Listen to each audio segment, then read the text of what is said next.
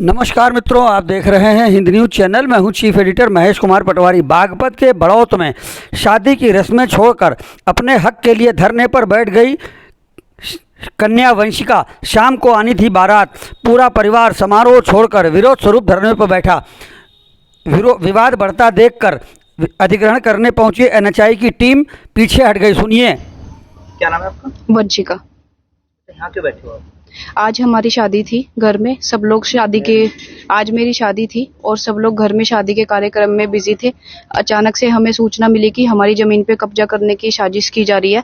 तो मैं और मेरा परिवार पूरा यहाँ पे पहुंचा तो हमने देखा कि यहाँ पे NHAI वाले और पुलिस के साथ कब्जा करने के लिए आए हुए हैं।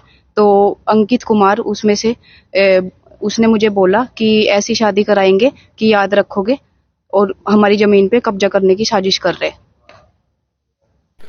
शाम को बारात आने से पहले हाथों में मेहंदी लगाकर दुल्हन बनकर सजी वंशिका आंखों में आंसू लिए खेत में धरने पर बैठ गई। भावुक वंशिका ने बताया, आज उसकी शादी जरूर है लेकिन अपनी ज़मीन और सम्मान की रक्षा उससे कहीं बढ़कर है, इसलिए वह चुप नहीं बैठ सकती। असल में रविवार की दोपहर NHI की टीम पुलिस बल के साथ उसकी ज़मीन पर कब्जा करने पहुंच गई थी।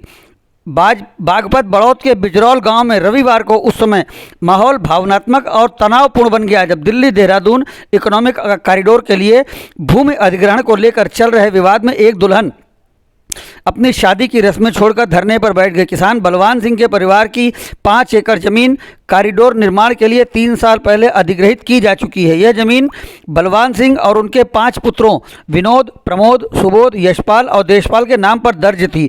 NHI ने इस भूमि का विधिवत अधिग्रहण कर मुआवजा भी प्रदान किया था।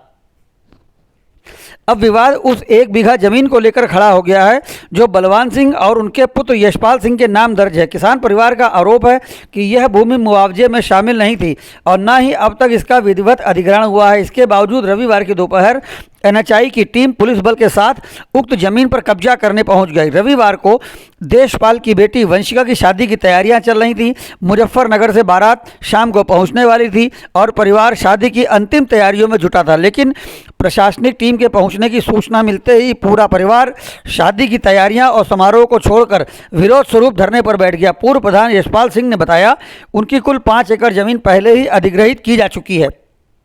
अब जो 1 बीघा जमीन बची है उस पर जबरन किया कब्जा जा रहा है।